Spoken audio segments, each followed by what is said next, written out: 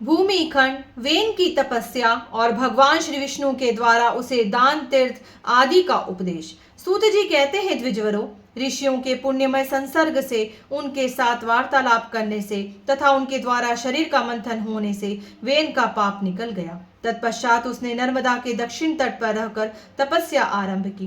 तृणबिंदु ऋषि के पाप नाशक आश्रम पर निवास करते हुए वेन ने काम क्रोध से रहित हो 100 वर्षों से कुछ अधिक काल तक तप किया। राजा वेन निष्पाप हो गया था, अतः उसकी तपस्या से प्रसन्न होकर शंख चक्र गदा और धारण करने वाले भगवान श्री विष्णु ने उसे प्रत्यक्ष दर्शन दिया और प्रसन्नतापूर्वक कहा, राजन, तुम मुझसे कोई उत्तम वर मांगो। वेन ने कहा, देवेश्वर, यदि आप प्रसन्न हैं तो मुझे यह उत्तम वर दीजिए। मैं पिता और माता के साथ इसी शरीर से आपके परम पद को प्राप्त करना चाहता हूँ। देव, आपके ही तेज से आपके परम धाम में जाना चाहता हूँ। भगवान श्री विष्णु बोले, महाभाग, पूर्व काल में तुम्हारे महात्मा पिता अंग ने भी मेरे आराधना की थी। उसी समय मैंने उन्हें वरदान दिया था कि तुम अपने पुण्य कर्म से मेरे परम उत्तम धाम को प्राप्त होंगे। वेन, मैं तुम्हें पहले का वृतांत बतला रहा हूँ। तुम्हारी माता सुनीता को बाल्यकाल में सुशंख ने कुपित होकर शाप दिया था। तदंतर तुम्हारा उद्धार करने की इच्छा से मैंने ही राजा अंग को वरदान दिया था कि तुम्हें सुयोग पुत्र की प्राप्ति होगी। गुणवत्सल, तुम्हारे पिता से तो मैं ऐसा कह ही चुका था। इस समय तुम्हारे शरीर से भी मैं पृथु के रूप में प्रकट होकर लोक का पालन कर रहा हूँ। पुत्र अपना ही रूप होता है, यह श्रुति सत्य है। अतः राजन, मेरे वरदान से तुम्हें उत्तम गति मिलेगी। अब तुम एकमात्र दान धर्म का अनुष्ठान करो। दान ही सबसे श्रेष्ठ धर्म है, इसीलिए तुम दान किया करो। दान से पुण्य होता है, दान से पाप नष्ट हो जाता है। उत्तम दान से कीर्ति होती है और सुख मिलता है। जो श्रद्धा युक्त चित्त से सुपात्र ब्राह्मण को गो, भूमि, सोने और अन्न आदि का महादान देता है, वह अपने मन से जिस जिस वस्तु की इच्छा करता है वह सब मैं उसे देता हूँ। वेन ने कहा, जगन्नाथ, मुझे दानोपयोगी काल का लक्षण बतलाइए, साथ ही तीर्थ का स्वरूप और पात्र के उत्तम लक्षण का भी वर्णन कीजिए। दान की विधि को विस्तार के साथ बतलाने की कृपा कीजिए। मेरे मन में यह सब सुनने की बड़ी श्रद्धा है। भगवान श्री विष्णु बोले, राजन, मैं दान का समय बताता हूँ। महाराज, नित्य, नैमित्तिक और काम्य, ये दान काल के 3 भेद है। चौथा भेद प्रायिक मृत्यु संबंधी कहलाता है। भूपाल, मेरे अंशभूत सूर्य को उदय होते देख जो जलपात्र भी अर्पण करता है, उसके पुण्यवर्धक नित्य कर्म की कहाँ तक प्रशंसा की जाए। उस उत्तम बेला के प्राप्त होने पर जो श्रद्धा और भक्ति के साथ स्नान करता तथा पितरों और देवताओं का पूजन करके दान देता है, जो अपनी शक्ति और प्रभाव के अनुसार दयाद्र चित्त से अन्न, जल, फल, फूल, वस्त्र, पान, आभूषण, सुवर्ण आदि वस्तुएं दान करता है, उसका पुण्य अनंत होता है। राजन, मध्याह्न और तीसरे पहर में भी जो मेरे उद्देश्य से खान पान आदि वस्तुएं दान करता है, उसके पुण्य का भी अंत नहीं है। अतः जो अपना कल्याण चाहता है, उस पुरुष को तीनों समय निश्चय ही दान करना चाहिए। अपना कोई भी दिन दान से खाली नहीं जाने देना चाहिए। राजन, दान के प्रभाव से मनुष्य बहुत बड़ा बुद्धिमान, अधिक सामर्थ्यशाली, धनाढ्य और गुणवान होता है। यदि एक पक्ष या 1 मास तक मनुष्य अन्न का दान नहीं करता, तो मैं उसे भी उतने ही समय तक भूखा रखता हूँ। उत्तम दान न देने वाला मनुष्य अपने मल का भक्षण करता है। मैं उसके शरीर में ऐसा रोग उत्पन्न कर देता हूँ जिससे उसके सब भोगों का निवारण हो जाता है। जो तीनों कालों में ब्राह्मणों और देवताओं को दान नहीं देता तथा स्वयं भी मिष्ठान खाता है, उसने महान पाप किया है। महाराज, शरीर को सूखा देने वाला उपवास आदि भयंकर प्रायश्चितों के द्वारा उसको अपने देह का शोषण करना चाहिए।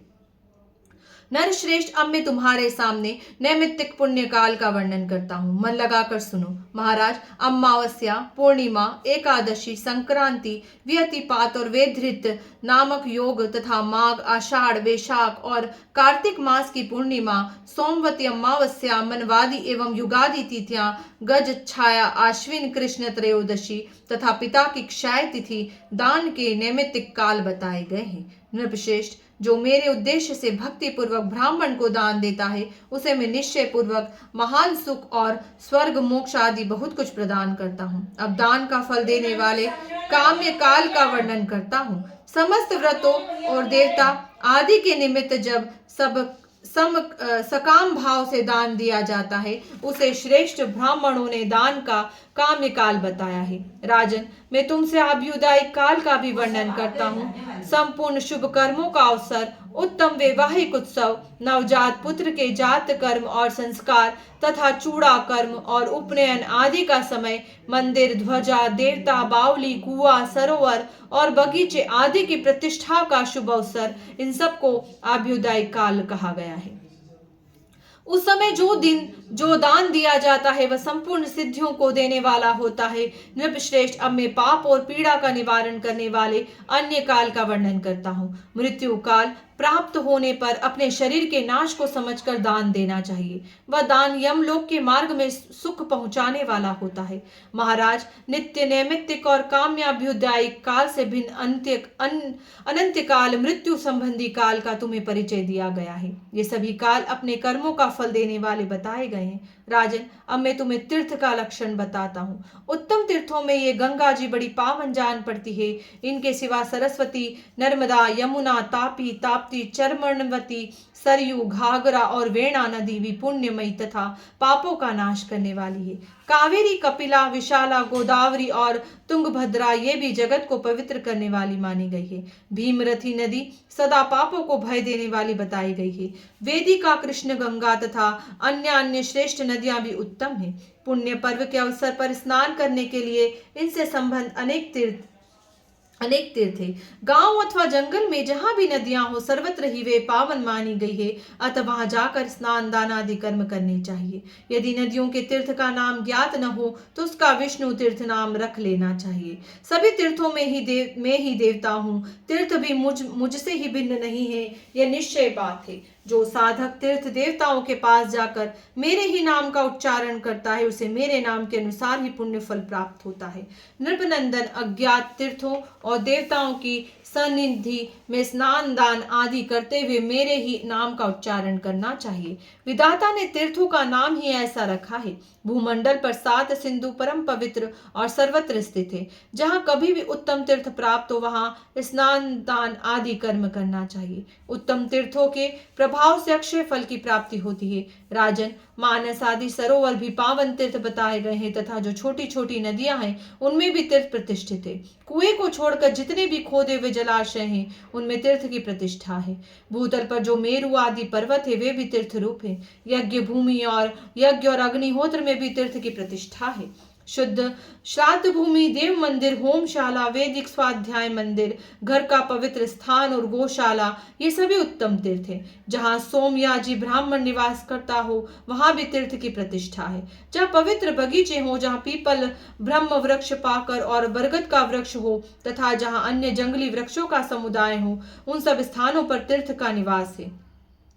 इस प्रकार इन तीर्थों का वर्णन किया गया। जहाँ पिता और माता रहते हैं, जहाँ पुराणों का पाठ होता है, जहाँ गुरु का निवास है तथा जहाँ सती स्त्री रहती है वह स्थान निसंदेह तीर्थ है। जहाँ श्रेष्ठ पिता और सुयोग्य पुत्र निवास करते हैं वहां भी तीर्थ है। ये सभी स्थान तीर्थ माने गए हैं। महाप्राज्ञ, अब तुम दान के उत्तम पात्र का लक्षण सुनो। दान श्रद्धा पूर्वक देना चाहिए। उत्तम कुल में उत्पन्न, वेदाध्ययन में तत्पर, शांत, जितेंद्र, दयालु, शुद्ध बुद्धिमान, ज्ञानवान, देव पूजा परायण, तपस्वी, विष्णु भक्ति, ज्ञानी, धर्मज्ञ, सुशील और पाखंडियों के संग से रहित ब्राह्मण ही दान का श्रेष्ठ पात्र है। ऐसे पात्र को पाकर अवश्य दान देना चाहिए। अब मैं दूसरे दान के पात्रों को बताता हूँ। उपयुक्त गुणों से युक्त बहन के पुत्र भांजे को तथा पुत्री के पुत्र दोहित्र को भी दान का उत्तम पात्र समझो। इन्हीं भावों से युक्त दामाद, गुरु और यज्ञ की दीक्षा लेने वाला पुरुष भी उत्तम पात्र है। नरश्रेष्ठ, ये दान देने योग्य श्रेष्ठ पात्र बताए गए हैं। जो वेदोक्त आचार से युक्त हो वह भी दान पात्र है। धूर्त और काने ब्राह्मण को दान न दे। जिसकी स्त्री अन्यायुक्त दुष्कर्म में प्रवृत्त हो, जो स्त्री के वशीभूत रहता हो, उसे दान देना निषिद्ध है। चोर को भी दान नहीं देना चाहिए। उसे दान देने वाला मनुष्य तत्काल चोर के समान होता है। अत्यंत जड़ और विशेषतः शठ ब्राह्मण को भी दान देना उचित नहीं है। वेद शास्त्र का ज्ञाता होने पर भी जो सदाचार से रहित हो वह श्राद्ध और दान में सम्मिलित करने योग्य कदापि नहीं है। श्रद्धा पूर्वक उत्तम काल में, उत्तम तीर्थ में और उत्तम पात्र को दान देने से उत्तम फल मिलता है। राजन, संसार में प्राणियों के लिए श्रद्धा के समान पुण्य, श्रद्धा के समान सुख और श्रद्धा के समान तीर्थ नहीं है। नृपश्रेष्ठ, श्रद्धा भाव से युक्त होकर मनुष्य पहले मेरा स्मरण करे, उसके बाद सुपात्र के हाथ में द्रव्य का दान दे। इस प्रकार विधिवत दान करने का जो अनंत फल है उसे मनुष्य पा जाता है और मेरी कृपा से सुखी होता है।